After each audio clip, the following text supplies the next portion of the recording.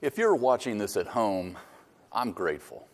That means hopefully you're social distancing, not spreading the contagious coronavirus, COVID-19, for which there's still no cure. That means you're being part of the solution, not the problem.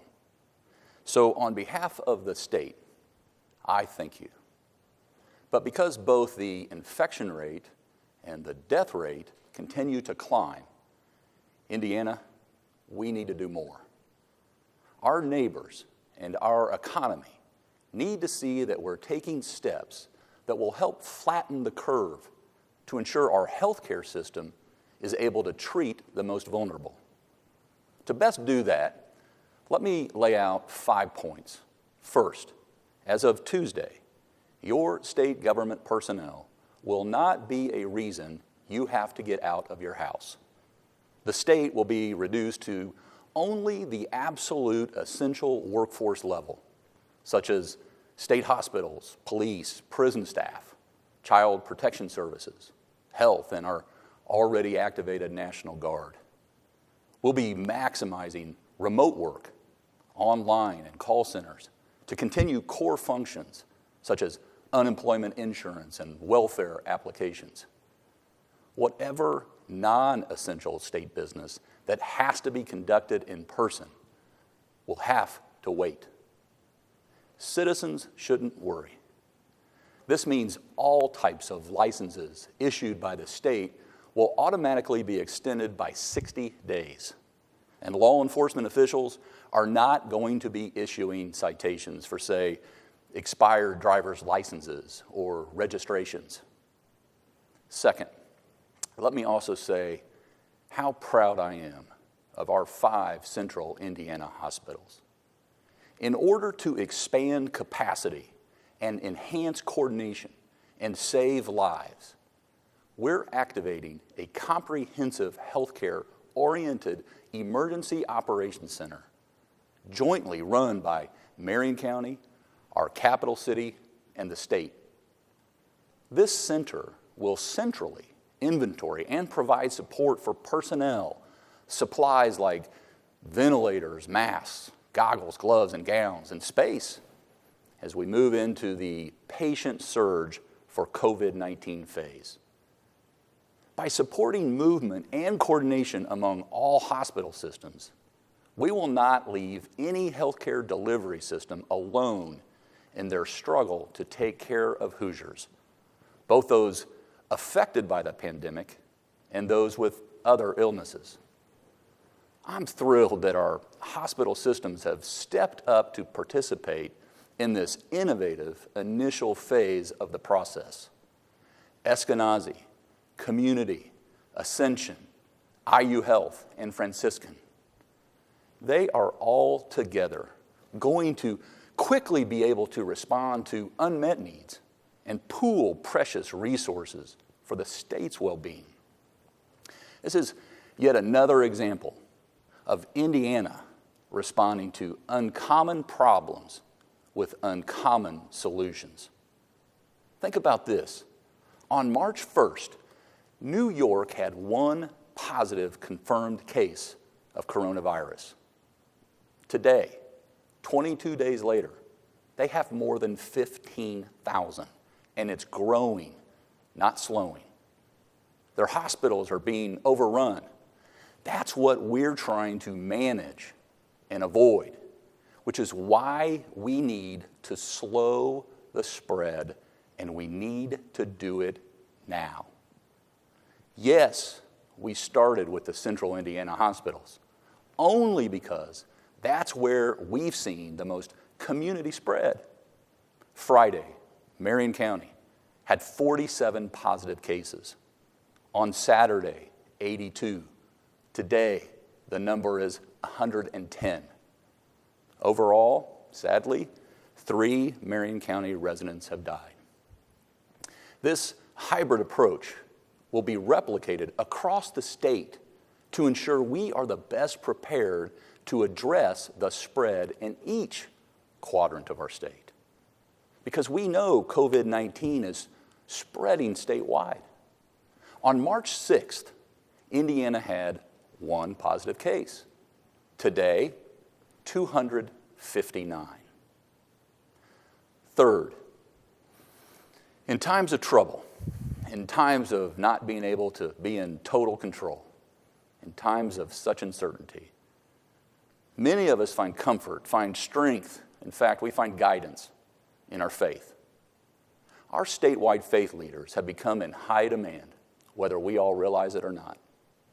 I want to thank all of our faith leaders who are live streaming their services.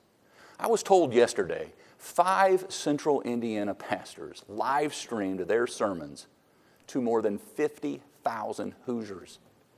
If ever there was an essential service, our houses of worship are on top of that list, right next to our doctors and nurses. Thanks to all the faith leaders for realizing the church is a body, not a building, especially in the difficult and different days ahead. We'll get back to the day when we can all join in person in full force. But until that day, let's continue to spread the word, not COVID-19. And fourth, to all our healthcare heroes out there pulling double shifts every day, putting their lives on hold so they can tend to others, this is your finest hour. And our entire state's depending on you like never before. To all the schools and churches and businesses like a long list, Subaru, Toyota, Fiat, Chrysler, and the biggest mall owner-operator in the world, Simon Malls, that have shut down. To General Motors, who is redeploying their Kokomo workforce and converting their production line to make ventilators. To all the breweries that have converted their businesses into hand sanitizer production lines. To all the manufacturers out there who have donated their own protective gear to hospitals and to the state. To all the businesses that have gone to multiple shifts to spread out the work and their workforces. To the union shops who are asking their contractors to drop off the needed items our hospitals are asking for. To all the gritty restaurant owners who are trying to survive by adapting overnight to a new to-go-only business model. I've personally ordered to go every day to support our local entrepreneurs during these tough, unprecedented times, and I know large and long-established restaurants have gone from, one told me the other day, 56 employees to 4. Small family-owned diners have closed. Without the tables turning, they can't afford staff, let alone the light bill or rent. So to everyone who's playing by the rules, to all those companies contributing to our war effort to slow the spread, we say thank you. Ladies and gentlemen, we owe it to our private sector, the ones who risk their capital and put in endless work days and nights, who were quite frankly taken for granted during all those good times when our economy was booming just a couple weeks ago. We owe it to them to get through this as fast as we can. It was for that reason that last week I directed that for restaurants and bars to remain open, they must pivot to carry out only. Yet a week later, we know that's not being followed by all. And we know it only takes one bad apple to spoil the bushel.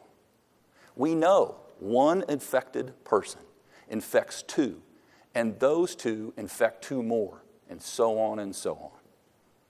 Today, I signed an executive order that instructs the ATC to suspend any and all food and beverage licenses for those who violate the order.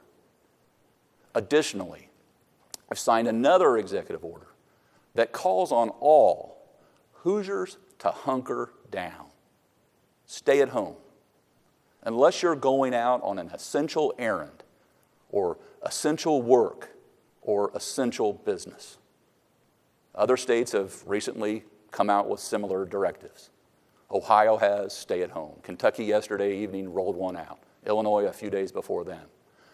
It's because we're all seeing the same trends or waves coming, especially in the dense areas, but it is spreading to all counties. So stay home. Get groceries only when you need them and only buy what you need. I'm telling you, the next 2 weeks are critical. That's March 24th through April 7th, if we're going to slow the spread.